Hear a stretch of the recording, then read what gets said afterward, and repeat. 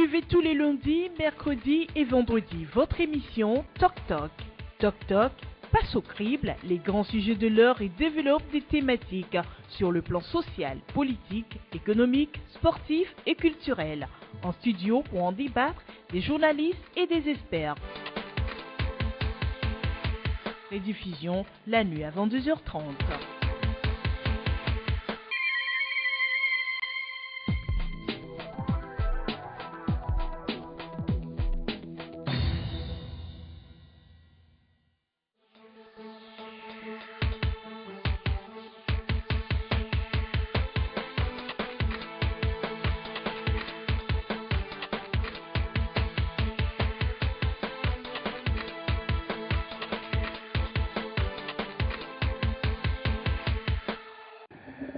Mesdames, Messieurs, bonjour, c'est avec plaisir qu'on vous retrouve encore ce matin, du mercredi 28 septembre de l'année 2016 sur LCF et sur les ondes de City FM pour notre émission Toc Toc, petit à petit le mois, temps vers sa fin.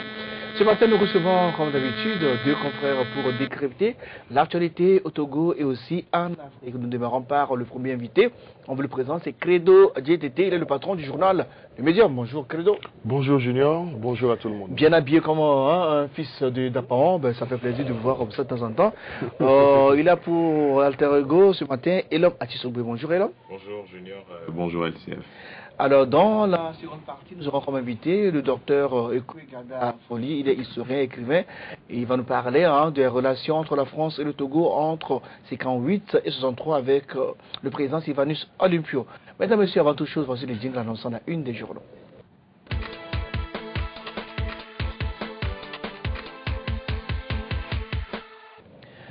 La une des journaux de ce mercredi 28 septembre de l'année 2016, nous démarrons par le journal alternatif de Ferdinand Messaïté. Et Togo et l'Allemagne élue, eux, insistent sur l'accélération du processus de décentralisation. Il est nécessaire que le gouvernement donne un fort signal sur sa volonté de vouloir conduire le processus en toute transparence et dans de bons délais. Médias, le sommet sur la sécurité maritime infantilise la presse locale. Manutention, nouveau scanner de Bolloré au port de Lomé.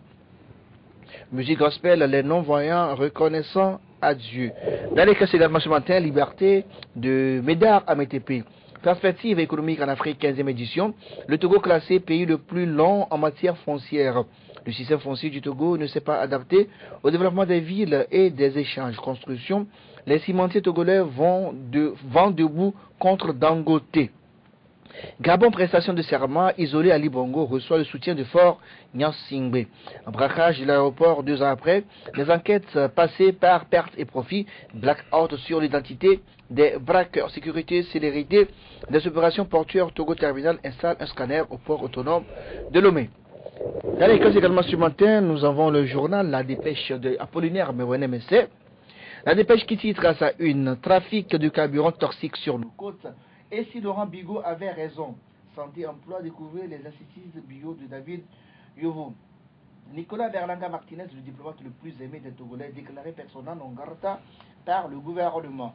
Sur la sécurité maritime, la contribution judicieuse de la plateforme Les Amazones de la République. Dans les cas également le messager de Tchaboré Bouraïma. Pourquoi un sommet sur la sécurité maritime? Gabon, Ali Bongo prête serment. Des chiffres et des termes qui en disent non. Libre opinion, pragmatisme et développement, leçon togolaise. Également disponible dans les cœurs ce matin les demandes express de Carlos Kitoru. Sommet sur la sécurité maritime. Un petit souci au niveau de la réalisation. On peut passer maintenant à la une de l'indépendant express de Carlos Kitoru, si vous permettez. L'indépendant express de ce jour qui titre Fort teste ses ministres, les grandes épreuves qui les guettent. Sommet de déguerpir sans motif valable, un restaurateur togolais victime de l'injustice à Berlin. Dispositif sécuritaire de manutention, Togo Terminal acquiert un scanner de haut de gamme. Des soucis avec la réalisation, on peut passer maintenant au journal La Renaissance. La Renaissance qui titre donc ce jour tournée de Madame Victoire Toméga Dogbe dans la centrale Kara et Savane. La mise en commun de nos moyens, de nos forces et énergies devrait nous permettre de sortir de la pauvreté. Et enfin, dans les kiosques, nous avons le journal sportif, l'équipe sportive. Championnat après la D1, la D2 se met en branle, il faut dire flamme d'entrée. Et Pervé du Togo, question en suspens. Et Mercato reçu pour Claude de Roi, Mlapaï Sounou, en observateur, en arrêt, reporte son arrivée. Eh bien, c'est tout pour la une des journaux ce mercredi. Une pause vers le jingle, et derrière le jingle, nos invités.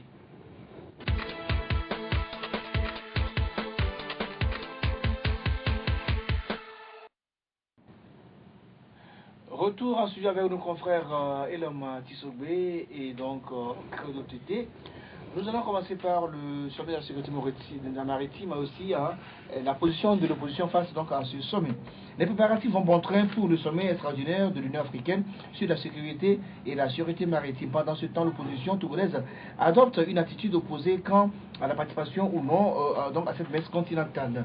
Agoueme Kododobu, Jerry Tamadjinet ou encore Abbas Kabwa du MRC saluent l'organisation de ce sommet et dans notre capitale et se disent prêts à y participer si on les invitait. Pendant ce temps, les partis politiques regroupés au sein du CAP 2015, même s'ils ne s'opposent pas à la tenue de ce sommet, chez nous refusent d'y prendre part. Et l'homme à Tissobé. Bon, je pense quand même que cette initiative du Togo par rapport à l'organisation du sommet sur la sécurité maritime, la sécurité, la sûreté maritime et le développement en Afrique est une initiative d'abord à saluer compte tenu du contexte dans lequel nous sommes aujourd'hui au niveau du continent africain. C'est vrai que les statistiques aujourd'hui au niveau du continent font état de ce que 90% des échanges commerciaux sont d'abord essentiellement maritimes. Et il y a aussi ce que les gens ne savent pas, il y a aussi les télécommunications qui représentent 60% des enjeux au niveau du continent, puisque la fibre optique aujourd'hui représente une source relative à Internet qui passe au niveau de la mer. Et il y a aussi d'autres volets de la chose par rapport à la pêche qui est l'activité halieutique qui représente un fort taux dans l'économie des pays africains. Et donc tout cela aujourd'hui fait qu'au niveau du continent, il y a une émulation par rapport à ce sommet sur la sécurité maritime qui vient à point nommé. Bon, maintenant, au niveau même de l'économie maritime, au niveau même de l'économie bleue, il va falloir développer d'autres aspects. Et je pense que c'est ce qu'il y a lieu de faire maintenant au niveau du Togo. Bon, maintenant, par rapport à la position de la classe politique togolaise relative à ce sommet, je pense quand même que c'est vrai qu'il y a certains qui pensent que ce n'est pas un sommet qui vient à point nommé, il y a d'autres qui pensent que c'est un sommet à saluer. Bon, ça dépend du côté duquel on se trouve et de ce qu'on vise. Justement, quelle appréciation faites-vous de la position des uns des autres? Bon, je n'ai pas d'appréciation à faire par rapport à la position des uns des autres. Moi, je donne mon avis par rapport à ce que je pense aussi de l'événement. Bon, si au niveau de l'opposition, on pense que ce sommet n'est pas aujourd'hui le bienvenu, puisqu'il y a l'opposition radicale qui pense que ce sommet n'est pas le bienvenu, que ça consiste à dilapider les ressources du pays.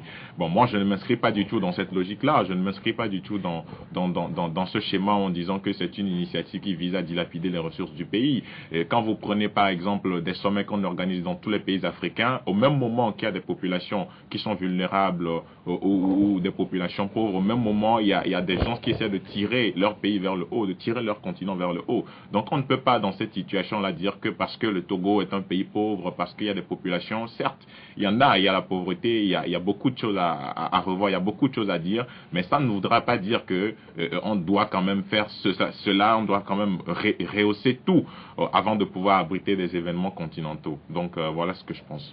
Alors, comprenez-vous aujourd'hui la position des uns des autres? Il y a une partie de l'opposition qui est prête dans la participer à ce sommet, une autre qui refuse et qui vaut des raisons. Non, mais je crois que à la suite de mon confrère Elom, je dirais que la classe politique, surtout celle de l'opposition, est divisée sur l'opportunité de l'organisation ou bien de la tenue de ce sommet de l'Union extraordinaire de l'Union africaine au Togo, dans notre pays, dans quelques jours. Il faut dire, une certaine classe de l'opposition pense que cette initiative est inopportune vu des antécédents politiques, des choses qui n'ont pas, qui ne sont pas encore vidées sur le plan politique. Notamment, ils font allusion à la question des réformes et autres là. Mais je dirais l'organisation même de ce sommet, ou bien le fait que le Togo accueille ce sommet de l'Union africaine, donc c'est une bonne chose, non seulement pour l'image du pays, mais également cela se fera ressentir dans le panier de la ménagère, en ce sens que les activités vont subir un boost à un certain moment, au moins dans le secteur informel, même dans l'hôtellerie, dans la restauration. Donc il y aura dans les transports, donc il y aura des apports et autres là. Le pays aura gagné en termes d'image, mais c'est un sommet qui est aussi historique parce que si les chefs d'État et les experts parvenaient à signer la charte de l'Union africaine sur la sécurité maritime que abusivement nous allons appeler la charte de Lomé, donc cela fera date dans l'histoire non seulement du Togo mais également de l'Afrique. Maintenant, il faut qu'on ait l'humilité d'esprit pour serrer l'organisation du sommet et les revendications politiques parce que ce sont deux choses distinctes. La classe politique de l'opposition qui est assez radicale surfe sur la probabilité ou bien l'organisation de ce sommet pour poser pour des revendications politiques. Mais alors que cette classe avait toute la latitude, avant même le sommet, de faire des démarches ou bien d'engranger des points, ce qui n'a pas été fait. Donc je crois, et parmi même les leaders de cette classe politique de l'opposition, il y a des leaders qui sont, disons, conscients que au-delà des problèmes que les Togolais traversent sur le plan politique, sur le plan social, donc il faut soigner l'image du pays. Alors, comme Dominicain, par exemple, dit que les 5,5 milliards que le gouvernement s'apprête à injecter dans l'organisation de ce sommet pourraient servir à régler d'autres priorités, de leur, par exemple, doter le CHU Sylvain Sonupio d'un scanner, puisque aujourd'hui, tous les scanners des hôpitaux publics sont en panne. Non, c'est une réflexion, mais cette réflexion ne saurait arrêter le cours diplomatique du pays, l'image du pays aussi, parce qu'il faut construire l'image du pays aussi. C'est vrai, les hôpitaux ont des problèmes de matériel et autres là, mais surfer sur cette fibre pour juger de l'inopportunité de l'organisation de ce sommet, c'est ce dont je ne suis pas du tout d'accord. Après ce sommet, donc il y aura toujours les revendications, les insatisfactions qui se poseront dans tous les domaines de la vie sociale. Donc il faut soutenir beaucoup plus ce sommet parce que ce n'est pas UNIR qui organise ce sommet, mais c'est notre pays, le Togo. Donc lorsqu'il s'agit du pays, le Togo, donc il faut qu'on s'investisse chacun à son niveau pour polir l'image du pays. Je vous renvoie la même question, et dans Matissobé, l'opposition qui dit que les fonds qui vont servir à organiser ce sommet auraient pu servir à régler des problèmes récurrents de leur ici au Togo, par exemple le problème de santé, doté par exemple le CHU du Sylvain Sonupio d'un scanner. Bon, comme l'a dit Credo Tété tout à l'heure, c'est vrai que sur le plan social, il y a beaucoup de choses à revoir. C'est vrai qu'il y a beaucoup de défis sociaux, surtout que le chef de l'État a placé son troisième mandat sous l'angle social. Donc, il y a beaucoup de choses à revoir sur le plan social.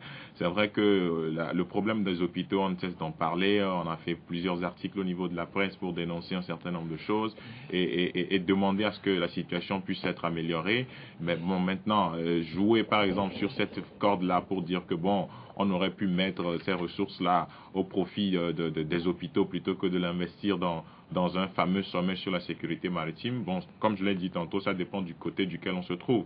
Bon, maintenant, est-ce qu'il y a aujourd'hui une opportunité de pouvoir organiser un sommet sur la sécurité maritime, la sûreté et le développement en Afrique? Moi, je dis oui, parce que les enjeux maintenant au niveau du continent sont d'abord maritimes.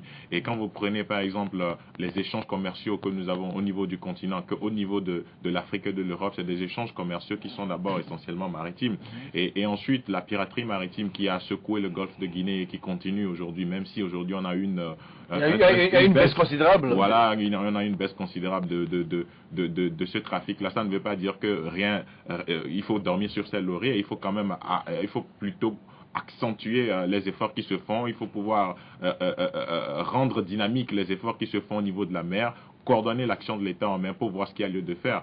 Le Togo, c'est vrai que depuis quelque temps, a renforcé son dispositif de coordination de l'action de l'État en mer et je pense quand même qu'il y a des initiatives louables qu'il faut saluer, par exemple l'introduction des filières maritimes dans l'enseignement, par exemple. Ça aussi, c'est une conséquence de l'organisation du sommet sur la sécurité maritime.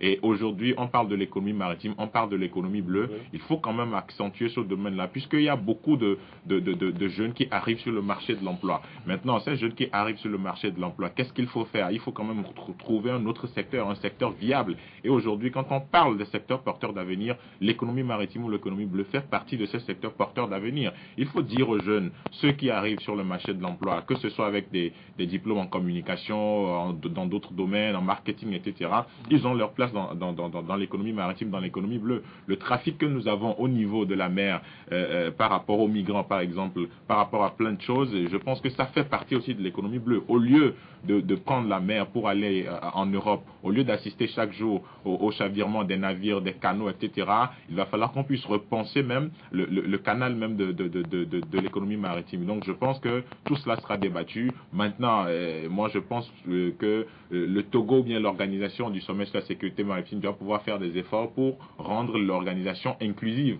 C'est-à-dire que... Justement, le CAP 2015 l'a dit aussi, bon, je vous la question de vous revenir, oui. Et le CAP 2015 dit qu'ils n'ont jamais été associés à l'organisation en amont. Pourquoi on veut qu'ils viennent alors en aval de ça? Non, mais je crois que ne pas les informer, moi je parle en termes d'information parce que ce n'est pas la classe politique en général qui organise le sommet extraordinaire de l'Union africaine, c'est notre pays, le Togo, qui accueille le sommet. Donc avec une organisation beaucoup plus, disons, particulière de l'Union africaine. Donc le Togo, bien le pouvoir actuel, a l'obligation de les informer. Donc je crois que c'est ça que le ministre de l'administration territoriale, c'est son rôle la dernière fois lorsqu'il a invité le chef de file de l'opposition et puis il lui a parlé. Et d'autres partis aussi. Et d'autres partis. Donc nous tous, nous avons eu le retour par rapport à la réaction de M. Jean-Pierre Fabre. Mais il faut le dire, c'est le Togo qui organise, ce n'est pas la classe politique en général qui organise, mais nous avons cette obligation, bien, tous les leaders politiques ont l'obligation de s'investir à quelque niveau que ce soit lorsqu'ils ont des propositions à faire et autres là, parce que ça ne sera pas un défilé des hommes politiques du Togo au cours de ce sommet, mais c'est la réflexion poussée par les experts maritimes des États de l'Afrique. Donc en général c'est ça. Je ne crois pas qu'il y a qu'on puisse trouver une autre forme d'implication à nos leaders de l'opposition. Associer par exemple des cadres des partis politiques aux commissions, parce que il y a des commissions qui sont là, qui sont créées pour ce sommet. Il y a une commission, la commission principale est présidée par le général Aïeva. Non, le général Aïeva, non, le général Aïeva, c'est le coordonnateur général du sommet. Mais il y a des gens qui travaillent sur oui, je ne disconviens pas qu'il y a des commissions et puis qu'il y a également des sous-commissions. Donc une fois que le gouvernement a fait la démarche de les informer, s'ils ont des potentialités, s'ils ont des propositions, je crois que le gouvernement n'est pas à ce jour fermé à ce genre de propositions-là. Donc il y a même dans la classe politique de l'opposition, mais nous avons de très bons communicateurs, des gens qui puissent élaborer également des stratégies de communication. Et nous savons que la sous-commission comme communication est dirigée par M. Kwesson Ayodevi. Donc s'il y a des propositions, je crois que le gouvernement n'est pas encore, ou bien ne serait pas fermé à ce genre de propositions-là. Mais allez dire que dans la formation de ces commissions, donc on doit piocher dans les états-majors des partis politiques. Donc il ne faut pas qu'on aille sur ce terrain-là, parce que ce n'est pas une nouvelle conférence nationale souveraine qu'on va faire, mais on parle d'un sommet extraordinaire de l'Union africaine. Et l'Union africaine a ses paramètres d'organisation. Et le Togo ne fait que accueillir. Et cet accueil-là implique une certaine participation également. Le Togo organise, le Togo... Non, le Togo accueille, donc c'est pourquoi le Togo accueille le sommet et le Togo s'organise pour que le sommet se passe bien. Ok, merci. Oui, sur le caractère inclusif même du sommet, je pense qu'il va falloir revoir un peu les choses par rapport au protocole. C'est vrai qu'il y a des chefs d'État qui sont attendus, mais quand vous voyez l'agenda du sommet à partir du 10 déjà, ce qui va se faire, les travaux préparatoires, le 11, le 12 avec le Salon international sur l'économie maritime qui va se dérouler sur l'esplanade du Palais des Congrès, et le 15 avec les chefs d'État qui seront à Lomé avec comme point d'orgue la signature de la charte de Lomé. Et quand vous prenez tout ça aujourd'hui, je pense quand même qu'il va falloir associer la société civile et d'autres entités. Et la société civile aujourd'hui, on s'interroge sur la place de la société civile dans l'organisation de ce sommet et la place de la société civile à ce rendez-vous important pour l'Afrique et pour l'avenir même du continent. Et donc ça, c'est quand même fondamental. Il va falloir qu'on puisse mettre la société société civile, leur donner une place, quelques places, pour qu'ils puissent également dire ce qu'ils pensent de l'avenir du continent qui va se décider à Lomé sur le plan de la sécurité maritime. Donc c'est important, et c'est important de rendre cet aspect inclusif, même si pour des raisons protocolaires, on pense que bon, il va falloir faire les choses en grand, puisque les chefs d'État sont attendus. Il faut également plaider pour que la société civile soit représentée à ce rendez-vous, pour que la jeunesse africaine aussi soit représentée à ce rendez-vous. C'est important. Merci énormément. On va passer à autre chose. On parle d'un sujet social, un sujet dont le journal Le Média en a parlé hier dans sa parution. Pleurs et gémissements, la société Ranco SA, un personnel aux abois, une direction insensible, des conditions de vie et de travail nauséabondes. Que d'autres vous avez enquêté sur Ranco? Est-ce qu'il y a un problème là-bas que je ne sais pas si... Que reprochez-vous à la société la plus puissante sur le plan commercial au Togo? Non, mais il faut dire que Ranco vit de nom, mais Ranco, dans le traitement de son personnel, ce n'est pas ça. Cela laisse à désirer.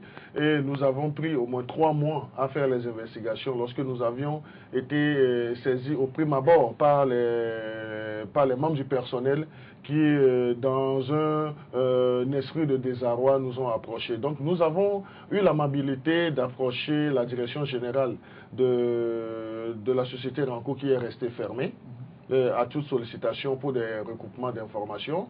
Et ils nous ont demandé dans un premier temps, lorsque nous les avons eu au téléphone, le chef personnel, monsieur un certain Adjagodo Ambroise Kokou, donc il nous a dit de les saisir. Donc nous n'avons pas trouvé d'inconvénient à ça, donc nous les avons saisis depuis le 28 juillet. Par courrier depuis le 28 juillet, et chaque week-end, nous leur envoyons des lettres de relance à seul but de nous accueillir pour que nous puissions vérifier les informations à notre possession. Mais jusqu'à notre dernière correspondance du 26 août, donc ils sont restés fermés. Donc cela voudrait dire qu'ils se reprochent des choses. Mais néanmoins, nous avons suivi le circuit. Lorsque les délégués du personnel de la société Ranco ont fait des démarches dans un premier temps envers la direction pour qu'on puisse améliorer leurs conditions de vie et de travail, ils se sont fait voir devant un mur qui ne voulait pas bouger. Donc là, il y a eu même à un certain moment l'intervention de l'inspection du travail et des lois sociales, mais la société Ranco, ou bien la direction de la société Ranco a une fois de plus montré sa mauvaise foi. Parce qu'ils sont partis jusqu'à l'établissement d'un relevé de conclusion un relevé de conclusion, c'est les accords entre les parties pour améliorer l'environnement, le cadre du travail et puis le traitement du personnel. Dites-vous que le jour où ils devaient signer le relevé de conclusion, donc la direction de la société Ranco a fait encore du dilatoire, a pris encore du temps. Donc il a fallu que l'inspecteur du travail des lois sociales, zone Lomé Ouest 1, ait adressé une mise en demeure à la société Ranco avant qu'il ne signe ce relevé de conclusion. Mais ce relevé de conclusion a été signé, mais les conditions ne sont pas toujours remplies. Imaginez-vous, les points sont appliqués? Tous les points ne sont pas appliqués. Imaginez-vous qu'on fait... Il y a quand même un début d'application. Non, un début d'application qui ne dit pas son nom, c'est mélangé à la méchanceté, même à la duplicité de cette direction-là. Imaginez que le personnel demande au niveau de l'assurance maladie, lorsque vous travaillez dans une entreprise, dans une société qui se respecte, lorsque toi, Junior, tu es employé, tu as l'assurance, et l'assurance s'étend même aux membres de ta famille. Maintenant, les Indiens de Ranco disent non, que l'assurance, c'est par rapport à l'employé uniquement. Donc là, les délégués du personnel ont dit non, ce n'est pas du tout ça. Donc il faut qu'on améliore ça. Lorsque nous avons rencontré le porte-parole des délégués du personnel, M. Mantala Djoua, il nous a dit qu'ils ont fait toutes les démarches nécessaires pour parler avec leur direction, pour améliorer leurs conditions. Mais qu'à un certain moment, ils ont fait le constat amer que leur traitement au niveau de la société Ranco, ça s'apparente, ça s'assimile à de l'esclavagisme et autres là. Imaginez-vous que lorsque vous rentrez, ou bien lorsque vous cherchez un emploi à la société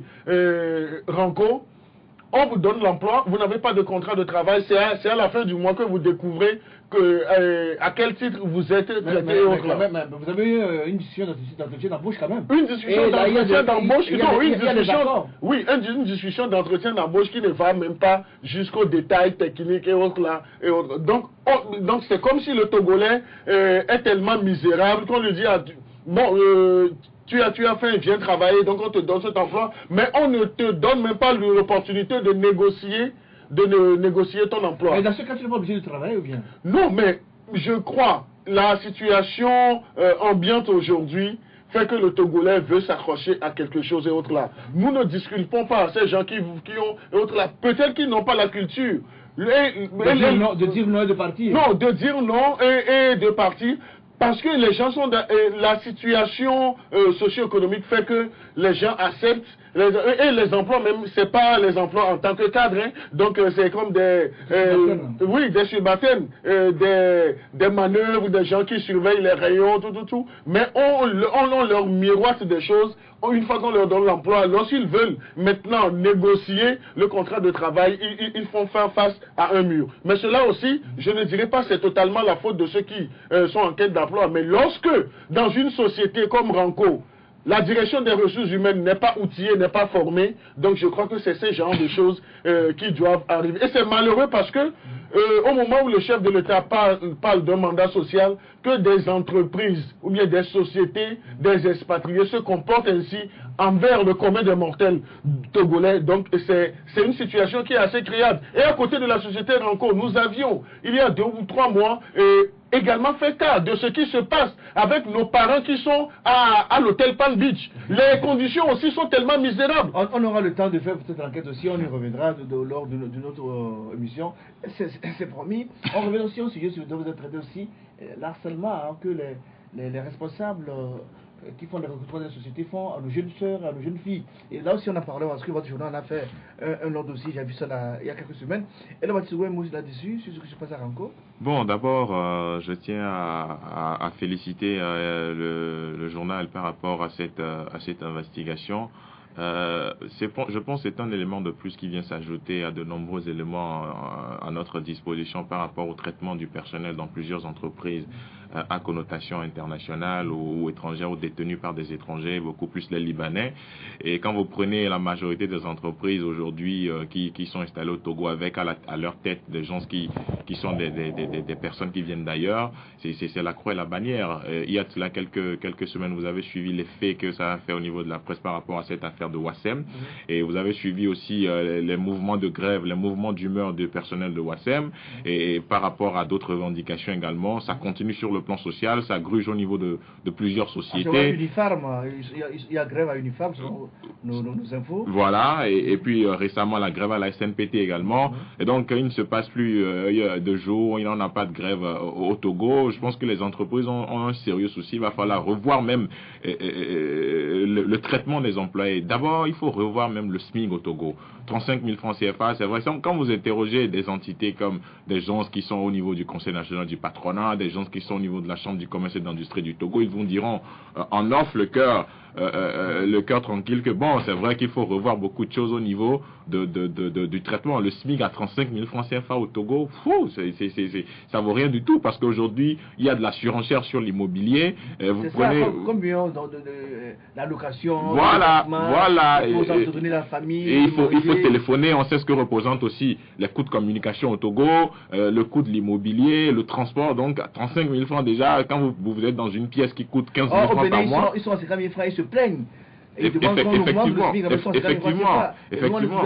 Oui, c'est ce que je dis. Il faut revoir même cela. Il faut renforcer le dialogue social pour qu'on puisse améliorer le SMIC togolais. Parce que vraiment, au niveau de la sous-région, on est très en retard. Alors qu'il y a de la surenchère, au fur et à mesure, il y a l'immobilier qui augmente. Il y a la vie qui est de plus en plus chère. Oui, aujourd'hui, quand vous achetez un terrain, chaque année, j'ai appris la dernière fois que chaque année, les propriétaires de terrain mettent 100 ou 150 000 francs sur le prix du terrain, du lot. Et quand vous allez au niveau de ceux qui ont des maisons, de ceux qui ont des chambres, etc. à louer, chaque année c'est 10 ou 15 000. C'est-à-dire qu'on vous envoie une note pour vous dire que bon, à partir de janvier, j'augmente mes frais de loyer de 5 000 francs ou de 10 000 francs. Donc, tout ça aujourd'hui, alors que le SMIC n'augmente pas. Maintenant, on fait comment? Donc, je plaide pour que l'État puisse revoir et cette mesure-là, pour que le SMIC ne soit plus à 35 000 francs, mais qu'il puisse aller au moins 50 000 francs ou dépasser 50 000 francs. Rapidement, si tu permets. Donc, je voudrais rafraîchir la mémoire au Togolais pour dire qu'en fait, la société Ranco n'est pas un bon élève, n'est pas un bon exemple vis-à-vis de la fiscalité togolaise. Donc, il nous en souvient que cette société a été redressée au temps de Madame Ingrid Awade, et c'est difficilement que cette société a pu pu honorer... C'est Samès qui a été redressé, non? Non, je crois que Ranco aussi avait des problèmes envers les impôts, la fiscalité et autres. Mais au-delà de ça, je dis, on ne peut pas donner tort totalement à l'Indien, M. Ramashiram, mais lorsqu'on n'a pas un bon responsable en matière de ressources humaines, voilà des situations qui se passent. Nous savons que dans certaines sociétés, on a des gens qui ont profession à la base, revendeurs, qui du jour au lendemain deviennent des responsables en ressources humaines dans les sociétés. Donc voilà les 2 points que je voulais ajouter. On va dire un mot sur le Gabon, parce que notre invité il est là, je rappelle, on va recevoir tout à l'heure docteur Ekwe Efoli, on parlera de son nouveau livre qui est sorti dans vendredi dernier. Alors le Gabon, Ali Bongo, finalement, il s'est installé, il a prêté serment hier, il est là pour 7 ans. Et on a vu des chefs d'État de l'Afrique de l'Ouest, il y a un aussi qui est venu de Sao Tomé qui était là, qui l'ont soutenu. La fête a eu lieu finalement, au grand dame de Jamping. Oui, la fête a eu lieu. Vous savez, les systèmes électoraux en Afrique, c'est tout un éternel recommencement. C'est-à-dire qu'on est là, on dit on va aux élections, ensuite il y a contestation, mais finalement, il y a quelqu'un qui finit toujours par être investi. Tout ça pour dire aujourd'hui que quand vous prenez les systèmes électoraux en Afrique, ce sont des processus électoraux qui, au jour le jour, démontrent des failles. Et comme l'a dit le général Sangaré au Togo, on peut beau investir des milliards dans les systèmes électoraux en Afrique, on ne résoudra jamais des problèmes. C'est-à-dire qu'on ne finira jamais par épurer le système électoral en Afrique de façon objective. C'est-à-dire qu'il y aura toujours des choses à redire. Il y aura toujours des failles. Quand vous allez en Occident, vous prenez les grandes démocraties, c'est vrai que les élections se passent de façon transparente, tout le monde se dit là, bon, j'ai perdu. Oui, c'est les ministres de l'Intérieur qui organisent. Oui, voilà. Et donc en Afrique, je pense que c'est la volonté politique des hommes. C'est-à-dire que c'est la volonté de tout un chacun pour pouvoir dire oui, je reconnais ma défaite, comme le Premier ministre Lionel Zinsou a reconnu sa défaite au niveau du Bénin et a félicité le président Talon. C'est la volonté politique qui manque au niveau de l'Afrique. Jean Ping, c'est quelqu'un qui a rêvé du fauteuil présidentiel au Gabon pendant des années, et c'est quelqu'un aussi qui, au niveau de la Commission de l'Union africaine, quand il était président, n'a pas posé que des actes positifs, il en a posé des actes négatifs également, mais finalement lui-même se retrouve dans le nœud, il se retrouve dans un problème. Oui, il se retrouve dans un problème, comme on l'a dit, il a mangé son totem, et aujourd'hui il appelle au secours. Bon, par rapport à l'objectivité des résultats, moi je suis pas habilité à pouvoir dire que tel a gagné, tel n'a pas gagné, tel a gagné, tel n'a pas gagné. Bon, de toutes les façons, je constate aussi, comme tout observateur, que M. Ali Bongo est réélu pour un nouveau mandat et est investi depuis quelques heures comme nouveau président du Gabon, et bon, nouvel ancien président du Gabon. Donc, donc voilà, et bon, maintenant, il y a des recommandations à faire par rapport à l'amélioration des systèmes électoraux en Afrique. Et quand vous voyez la plupart des États africains, il y a des problèmes de naissance. Et quand les gens naissent, ils ne se déclarent pas vite au niveau de la mairie, etc. On a souligné ça dans de nombreux rapports internationaux, mais finalement, l'opposition ne travaille jamais là-dessus. Il n'y a pas de pièce d'identité, c'est juste témoignage qu'on fait le recrutement. Voilà. Oui, ça s'est passé également au Bénin. Vous avez suivi au Bénin, par exemple, on a distribué des cartes d'électeurs jusqu'à la veille même de l'élection. Et les gens votaient avec les cartes. Les gens votaient avec les cartes d'identité. Donc tout ça aujourd'hui, l'opposition, quand les choses se passent comme ça, l'opposition dit, les gens ne savent pas qu'ils sont opposants. C'est quand on finit par proclamer les résultats qu'ils disent qu'ils ont gagné. Donc c'est un éternel recommencement. Il va falloir que la classe politique de l'opposition puisse éduquer ses militants, puisse pouvoir prendre ses responsabilités pour dire aujourd'hui que oui, il y a beaucoup de signaux, il y a beaucoup d'insuffisances. Il faut travailler là-dessus plutôt que de rester dans un coin à dire au lendemain nous voulons un recomptage des résultats, etc. Merci l'homme. Quel on a suivi hier Ali Bongo, il a fait un discours, il s'est engagé à faire des réformes constitutionnelles, à limiter le mandat à 2, à faire les élections à 2 tours, comme le cas du Togo. Est-ce l'opposition doit croire, doit saisir sa main tendue pour profiter de cette élection, de cette victoire un peu décriée pour donc faire les réformes ou bien limiter le mandat et avoir les 2 tours comme il le réclame depuis là-bas? Non, je crois que le président Ali Bongo du Gabon, avec ce qui a émaillé les élections, donc il en a pris vraiment conscience, et le fait de prendre cet engagement publiquement le jour de sa prestation de serment, donc nous devons lui accorder le bénéfice du doute et demander à la classe politique de l'opposition gabonaise de rester vigilante et puis d'amener le chef de l'État Ali Bongo a matérialisé tous les engagements pris. Donc voilà ce qu'on peut dire. Mais je ne voudrais pas, je n'ai pas la potentialité de faire cette transposition sur le plan du Togo. Alors, l'opposition gabonaise, je vous rappelle, a réagi donc à la prestation de serment de Ali Bongo hier, l'opposition gabonaise qui dénonce une prestation de serment à la hussarde et en catimini. Alors, on va marquer une pause. Derrière la pause, notre invité, Dr Ekwe Efoli.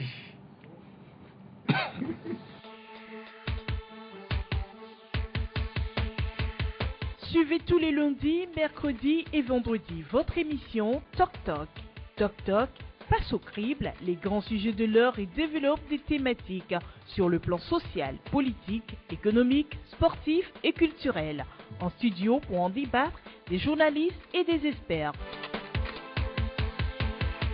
Rediffusion la nuit à 22h30.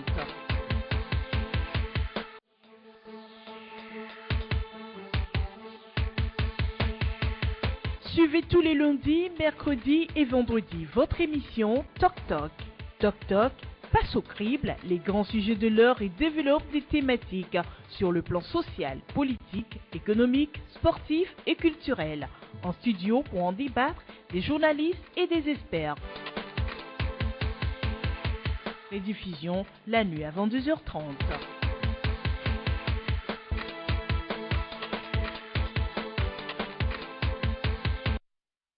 Retour en suivant notre invité, Dr Ekwe Gada Fouli. Il est donc historien, écrivain. Il est auteur de l'ouvrage intitulé Question d'État, Sylvanus Olympio au cœur des relations franco-togolaises. Ouvrage dédicacé vendredi dernier à Lomé et préfacé par le professeur José Donachimento. Ouvrage de 452 pages. Bonjour Monsieur Fouli. Bonjour Junior. Alors pourquoi avez-vous donc décidé d'écrire un livre sur les relations entre la France et le Togo entre 1963? Je crois qu'il y a deux grandes raisons. La première est d'ordre purement scientifique, académique. Le Togo vous savez très bien que le Togo présente un vide historique vis-à-vis de son histoire. La genèse de notre État n'est pas bien connue. À partir de 58 jusqu'à 67, s'il faut être précis, on ne sait pas exactement ce qui s'est passé. On n'a que des ouvrages de circonstances, politiques de circonstances, qui ne se basent pas sur les preuves. En histoire, on parle de sources premières. Donc, il faudrait réenseigner ou rééduquer la population ou les acteurs politiques vis-à-vis de l'histoire, de ce qu'a été la genèse. Moi, j'ai étudié au Togo et je sais très bien que j'ai toujours eu un vide vis-à-vis de... Quand on me parle de Gouniski, on parle de Meachi, mais qui sont-ils? Et on me parle d'Olympio. Nous savons tous que c'est quelqu'un qui a combattu contre les Blancs pour l'indépendance. Mais après, on ne sait pas vraiment, on sait qu'il a été assassiné. Comment il a été assassiné, on ne sait pas. Il y a des supputations, des articles qui sont pleins de fausseté. Même le célèbre article de Castéran, qui était sorti en 82 sur Jeune Afrique. C'est plein d'erreurs, pas des erreurs d'analyse, ce qu'on peut comprendre, mais des erreurs de relation de fait. J'ai rencontré Monseigneur Dosset, feu Monseigneur Dosset, qui a été protagoniste de ce qui s'est passé en 63. Qui a vécu les événements. Et bien sûr, il a pris l'article de Castéran et me dit, écoute, ça c'est faux avec les preuves. Mais cet article fait autorité dans les cercles académiques. Donc on ne sait pas vraiment ce qui s'est passé. C'est très intéressant de retourner dans cette période. Le second enjeu est purement politique. Nous avons fait un rapprochement entre les difficultés que le Togo a eues depuis 1990 à accéder à ce qu'on appelle généralement l'alternance. Bon, c'est pas forcément une bonne chose, c'est pas forcément une mauvaise chose. Mais beaucoup d'États ont connu l'alternance. Nous savons que le Togo n'a pas pu faire son alternance. Et nous pensons que cela est dû à la pesanteur de l'héritage du Togo relativement à l'assassinat d'Olympio. Vous savez que, suivant le principe de la continuité juridique de l'État, un principe kelsénien, bien connu par les juristes et les politologues, chaque fois qu'il y a passation de pouvoir, il y a transmission de secrets d'État. Donc, du moment où on passe le pouvoir d'Olympio, en fait, Olympio à Gouniski, il y a eu la période bicéphale de 4 ans, Gouniski Meachi. Ensuite, le général Nassi, il n'était pas général à l'époque, le feu général Nassi est passé au pouvoir. On ne sait pas exactement sur la base de quel secret d'accord ces différentes républiques se sont constituées. En 2005, il y a eu un passage de pouvoir également sanglant et très problématique. Et on ne sait pas exactement quels sont les accords qui font que le pouvoir est tel qu'il est. Et on ne comprend pas pourquoi ceux qui luttent pour l'alternance n'arrivent pas à accéder au pouvoir. Alors vous avez des réponses à toutes ces interrogations aujourd'hui? Nous avons certaines réponses. Des débits de réponse? Non, il y a certaines réponses. Et il y a d'autres questions qui restent problématiques qui restent sans réponse. Alors, lesquelles, par exemple, quelles sont les questions dont auxquelles vous avez trouvé des réponses, par exemple? Alors, la formulation de l'arène politique actuelle n'est autre qu'une reprojection de ce qui s'est passé dans les années 60. D'un côté, vous avez le PTP, les progressistes, avec l'UCPN qui sont devenus plus tard l'UDPT. De l'autre côté, vous avez le culte et la Juvento. La bipolarisation. Les nationalistes et les progressistes. Voilà. Nous sommes dans le même schéma. Alors, comment ça se situe aujourd'hui? Qui incarne le culte, qui incarne le PTP? Alors, le culte est incarné par toute la classe politique dite de l'opposition radicale. L'ANC, la CDPA, l'ANC, tout ce qui est Cap 2015? Tout ce que vous avez connu depuis les années 90. Cette effervescence politique des années 90, du 5 octobre, n'est autre qu'une recontinuation de la mouvance du culte. Maintenant, le progrès, vous savez très bien, c'est le parti qui a été mis au pouvoir par la France. Donc, comme dans les années 60, c'est la France qui arbitre. Aujourd'hui, nous pensons que c'est toujours la France qui arbitre. Sur quel élément vous vous basez pour dire que c'est la France qui arbitre, bien qui installe encore les pouvoirs aussi au Togo? Le premier élément, c'est la question de la zone monétaire. Parce que vous n'êtes pas censé, vous ne devez pas être sans savoir que dès lors que vous avez une zone, des États qui ont des accords monétaires, ils vivent dans une zone monétaire, il y a des disciplines macroéconomiques et monétaires qui ont des répercussions sur les choix macro-politiques. Donc, un État comme la France, dont le Trésor public contrôle les agences multilatérales, comme les deux banques centrales, pour ne pas parler de la Banque centrale de Comores et consorts, l'État français ne peut pas permettre à ce qu'il y ait de la turbulence dans cette zone monétaire. Même si l'État qui propose de faire sécession n'a pas un grand impact sur le volume des actions monétaires. Donc, il y a ce problème-là, parce que, en fait, Olympio, il a voulu faire ce qu'on appelle la sécession de la zone monétaire. En fait, il a réussi. Il était à 2 jours de signer l'accord définitif, le 14, le 15, quand il a été assassiné. Et lorsqu'il a été assassiné, tous les accords que son gouvernement a signés avec la France, ou les accords signés avec l'Allemagne, qui n'étaient pas du goût de Paris, ont été tous dénoncés. Nous avons... On te remis en cause. Voilà, c'est un terme juridique. On dénonce les accords, ça veut dire qu'on remet les accords en cause, on change les termes, on relance de nouvelles négociations pour signer de nouveaux accords. Donc ce travail de toilettage a été fait pendant près de 9 ans. Donc c'est à partir de 69 que le régime politique togolais, dans le cadre de l'UAM, s'est stabilisé. Qu'est-ce que l'UAM? L'UAM, c'est l'Union africaine et malgache. Donc c'était l'ensemble. À la fin, c'est la formule définitive que les Français ont trouvée pour regrouper les anciennes colonies. Et vous savez qu'il y a eu plusieurs tentatives. L'UAMCE, l'UAOME, il y a tellement eu de... Donc, à la fin, ils ont créé l'UAM qui est resté stable, qui s'est transformé sous Giscard d'Estaing dans ce qu'on appelle la francophonie. Maintenant, la francophonie n'est plus une question littéraire, ça devient un grand ensemble tout azimut. Vous avez, même le Ghana est aujourd'hui membre de la francophonie. C'est des sujets politiques. Justement, ça devient politique et militaire. Et ça, c'est l'astuce de Giscard d'Estaing. Bon, on aura le temps d'en parler. Ce qu'il a pu faire à partir des efforts de Focard. Donc, aujourd'hui, quelle est la place de Sylvanus Olympio dans les relations franco-togolaises? Dans ce livre, quelle a été la place de Sylvanus Olympio dans les relations franco-togolaises? Bon, alors, parlant de relations internationales, nous distinguons souvent les acteurs et les systèmes. Bon, dans le cas du gouvernement d'Olympio, Olympio a été l'acteur et le système. Ça veut dire? Ça veut dire que presque tous les accords qui se signent sont supervisés par lui-même. Donc, il y a le Parlement qui fait son travail. Mais, après le travail à la relecture du Parlement, Olympio refait sa relecture. Même jusqu'en novembre 1962, lorsqu'ils ont, Auspice Coco est revenu de l'Allemagne. Le ministre des Finances. Le ministre des Finances.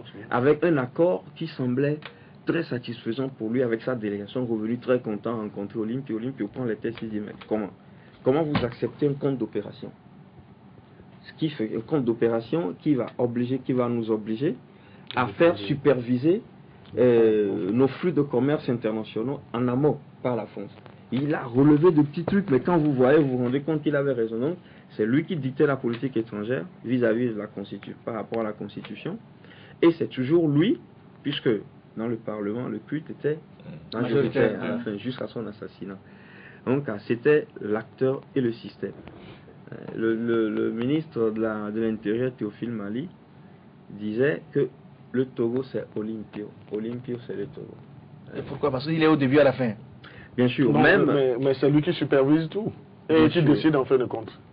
Qui décide? Oui. Bon. De la supervision à la décision, donc on retrouve sur toute la chaîne. On le retrouve, au début comme à la fin, monsieur Sylvanus Olympio. Donc si vous permettez, monsieur Folly, je voudrais insister beaucoup plus sur la question historique de l'alternance. Oui. La difficulté que nous avons, oui, parce que vous avez développé brièvement cet aspect. Mais en tant qu'historien, qu'est-ce qui empêche aujourd'hui, mais qu'est-ce qui constitue les difficultés que nous avons aujourd'hui à avoir cette alternance-là?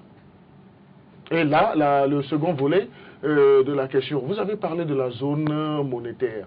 Aujourd'hui, si nous considérons la lutte du professeur Kako Mboupo, oui, qui porte sur le franc CFA, est-ce qu'il y a de l'espoir que cette lutte-là aboutisse ensemble avec d'autres universitaires, ou bien il y a toujours l'embrigadement de la France qui fait front? Je dirais tout de suite qu'il y a toujours l'opposition de la France. Ça veut dire deux questions. La première question, c'est sur l'alternance. Oui, bien sûr. J'en viens. Cette question de la monnaie n'est pas une question d'universitaire. C'est une question d'une importance vitale, non pas seulement pour la France, mais pour la zone euro. Vous savez que les discussions qui ont eu lieu entre l'Allemagne et la France pendant 9 jours, sans interruption, jamais vu une telle discussion dans l'histoire diplomatique franco-allemande concernait la zone franc. Et les Allemands voulaient insérer tous les États de la zone franc dans une sous-catégorie de l'euro, mettant la France de côté. Donc, c'est pas les universitaires, M. Mboupo Kakou, il a dit ce qu'il a dit, mais bon, il est nouveau venu dans cette arène. Il y a Pouemi du Cameroun qui a été assassiné, mais il y a tous les idéologues de Gbagbo, les hommes forts qui ont fait le travail, qui sont là, qui ont été poursuivis, d'autres sont en prison, on ne dit pas pourquoi, on ne parle même pas d'eux. Donc c'est pas une question de... Je crois que le Togo seul, ou aucun autre pays tout seul, est en mesure aujourd'hui d'affronter cette question de sortie de la zone franc, surtout parce que les Occidentaux eux-mêmes ont leur projet de sortie de la zone franc. Ils ont compris que tôt ou tard, ce système s'écroulera, et donc ils préparent déjà la sortie de cette zone avec un autre projet qui va toujours garantir leurs intérêts. Non, est-ce à dire à ce niveau, si vous le permettez, que la BCEAO ne rassure plus tellement le Trésor français parce que les fonds de la zone franc sont logés au niveau de la BCEAO, qui a un compte au niveau du Trésor français. Donc c'est là où c'est de cette façon que le franc est contrôlé. Et cela voudrait expliquer également, vous avez connaissance, j'en suis sûr, que le franc CFA est tapé en France par le Trésor français. Donc, est-ce à dire que s'il y a encore cette idée d'avoir une autre alternative, est-ce que la BCEAO ne rassure plus aujourd'hui, ou bien c'est parce que des intellectuels, des économistes font la guerre à l'hégémonie de la BCEAO qu'il y a des idées qui naissent? En fait, la BCEAO, c'est quoi? La BCEAO, c'est un consortium d'investisseurs privés qui sont anonymes. Quand vous voyez l'historique de la BCEAO, vous vous rendez compte qu'il y a toutes les grandes familles royales de l'Europe. Les grandes familles juives qui ont investi dans la première banque du Sénégal et qui ont fait de cette banque la BCEAO. Ils ont un contrat avec l'État français, mais l'État français aujourd'hui, comme vous le dites, n'est plus en mesure de garantir les intérêts de cette privée. Parce que la France a des problèmes de légitimité en Afrique. C'est ce qui a d'ailleurs amené les Américains au plan militaire à s'investir, à détacher le commandement militaire africain qui était dans la zone euro pour créer un commandement spécialisé africain pour l'Afrique, parce qu'on a peur que les Africains, d'un jour à l'autre, détournent la France et se libèrent. Le jour où on va se libérer de l'étreinte française, les Occidentaux perdent tout. Donc, il y a cette question-là, les investisseurs privés, ils font tout pour avoir un plan B qui doit être validé par l'État français. Donc, vous allez voir, ce plan existe déjà. On ne va pas en dire plus. Et il y aura des présidents de la zone franc qui vont eux-mêmes souvent dire il faut qu'on sorte de la zone franc. Comme Idriss Déby du Tchad. Justement, il faut qu'on sorte de la zone franc. En fait, ce sont des stratégies. Donc, non, il y a une question qui reste en suspens. L'alternance, la question de l'alternance. La question de l'alternance, je crois que vous avez tous ici les réponses à cette question. Mais chacun sa réponse à son niveau peut-être. Mais on veut la vôtre. Mais en tant qu'historien, quelqu'un qui a étudié l'histoire, qui a interrogé l'histoire. Bon, à mon avis, il y a deux grandes raisons. La question du tribalisme et la question de l'héritage d'Olympia. On n'a pas compris. Alors, partons de l'héritage d'Olympia. Vous savez bien que le monsieur a été assassiné parce qu'il poursuivait le souverainisme. Vous allez découvrir dans l'ouvrage les grands travaux que ce gouvernement a fait. Dans toute l'Afrique, il n'y a pas un État semblable à l'État togolais dans ces années-là. Le courage, le jusqu'au-boutisme de ce gouvernement. Donc, on ne veut pas que ces dossiers soient connus. Et pour transmettre le pouvoir à l'opposition ou à une mouvance qui est différente de la mouvance actuelle, il faudrait s'assurer que certaines questions seront protégées. C'est ce que nous appelons la transmission précautionneuse de secret d'État. Dès lors que les décideurs de notre pouvoir ne trouvent pas d'alternative, de figure, quelqu'un de confiance, justement, cette obligation ou cette exigence, il n'y aura pas d'alternance. Le deuxième point, c'est le tribalisme. Vous savez que après les années 90, le feu général Nassim Kadima s'est entouré maintenant de la fibre ethnique pour sa sécurité. Bon, tout le monde peut le dire aujourd'hui que feu général Nassim Kadima dans les années 70 n'a pas dirigé le Togo suivant le critère ethnique. Ceux qui ont fondé son pouvoir... Il s'est basé sur les compétences. Justement sur les compétences et sur les fortes suggestions de l'ambassadeur de France. Donc il faut le dire aussi. Mais à partir de 90, vu tout ce qui s'est passé, mais écoutez, il faut qu'on se protège par le plan de la famille. Et vous savez bien qu'aujourd'hui, quand vous prenez la stratification économico-sociale de notre pays, vous voyez qu'il y a une classe moyenne qui se décide, de nouveaux riches. Mais ces nouveaux riches ont émergé c'est pas grâce à une activité économique tout azimut, grâce à ce système d'allégeance, de clientélisme politique, de à fond tribal. C'est ce qui a permis cette classe. Donc, tout le système se base sur ça.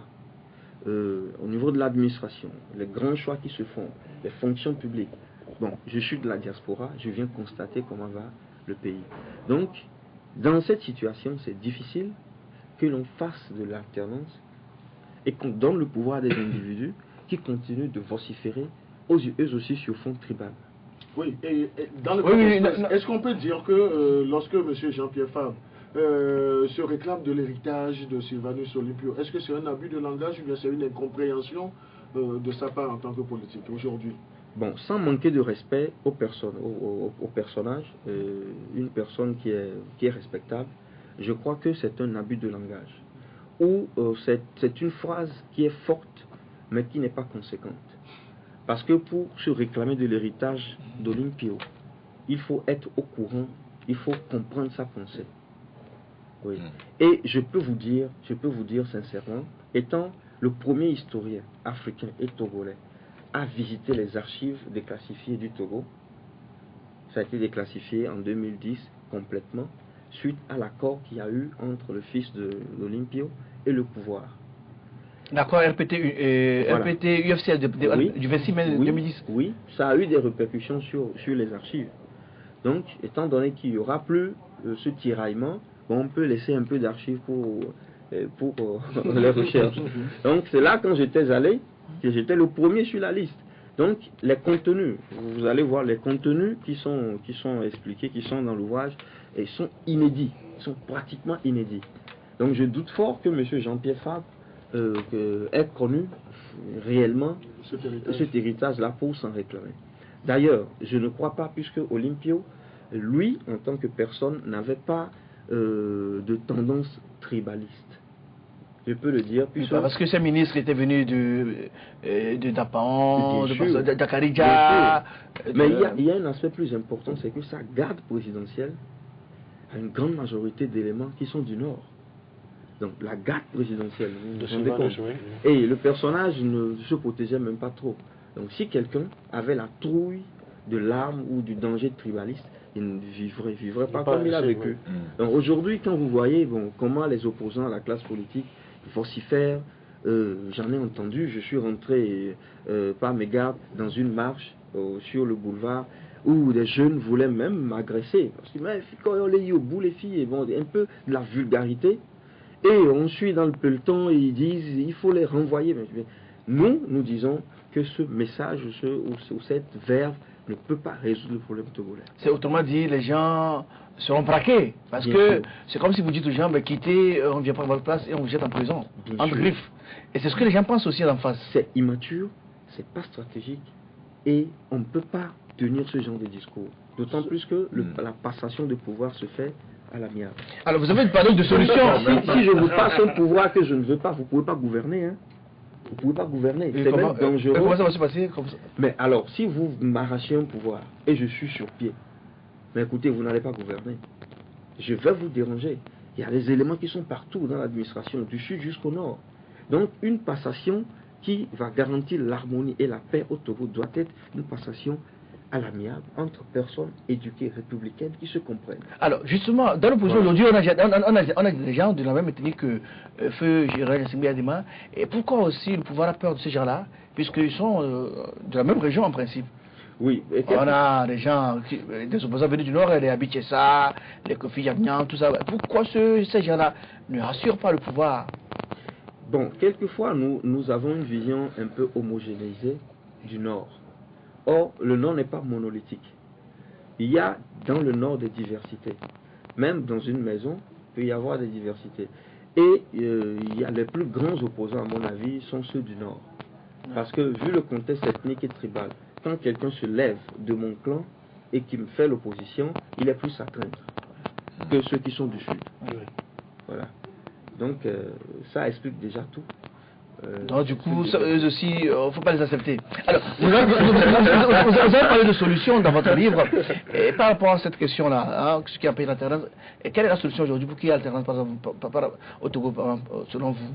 Bon, à mon avis personnel, ça c'est vraiment personnel, je crois qu'on doit déclassifier le secret sur Olympio.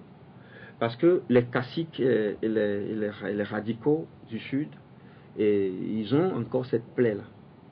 Les gens qui ont lutté pour l'indépendance, qui ont perdu des parents, ils se disent, nous avons lutté contre les Européens, et vous êtes venus du Nord pour assassiner le leader qui a fait le travail, pour remettre encore le pays sous l'emprise du colonisateur. Donc, quelle est l'idée derrière tout ça? Ça n'a aucun sens. Mais ce raisonnement tient parce que Feu Général Assimi Adema a pris sur lui un crime qu'il n'a pas commis. Or, du moment où nous, les Africains, nous raisonnons en termes d'étiquette, je suis à Djatado, ce que je fais aura des répercussions sur tout mon groupe ethnique.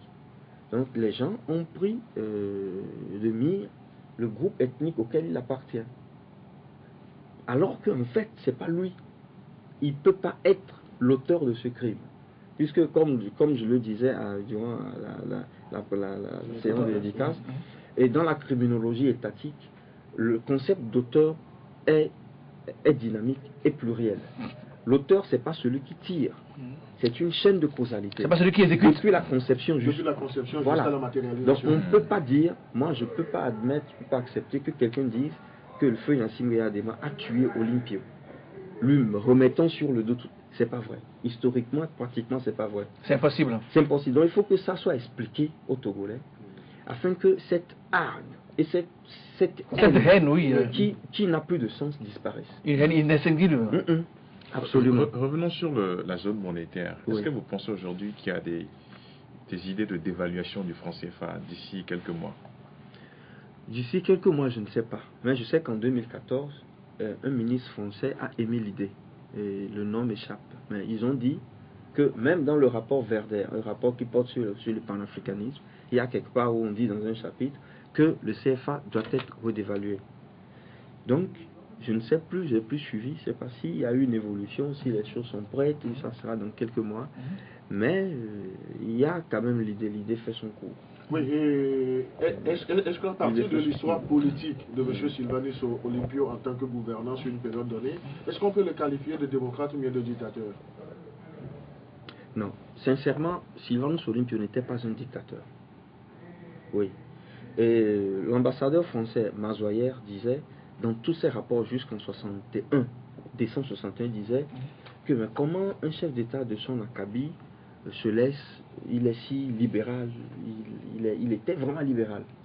Le radicalisme a émergé à partir de décembre 61, lorsque, grâce à Nkrumah, il a subi le coup d'État le plus sérieux qu'il a subi, et bon, il en a échappé.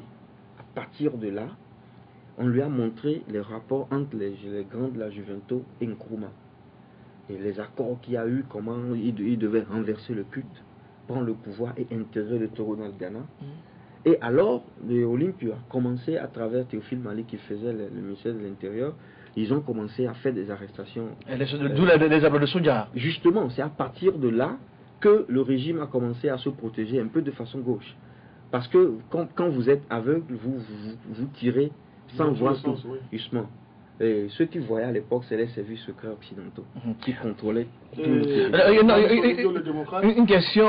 Olympio, je ne sais pas s'il faut dire qu'il est démocrate, puisque le concept même n'existait pas à l'époque. Mais c'est quelqu'un qui était libéral, qui ne voyait pas en l'autre le danger. La raison pour laquelle il a été tué comme ça, comme un petit enfant qui ne se protégeait pas. Alors, comme un naïf politique? Je crois que dans le cadre, justement dans le cadre de ses relations avec l'Occident, il était un peu naïf.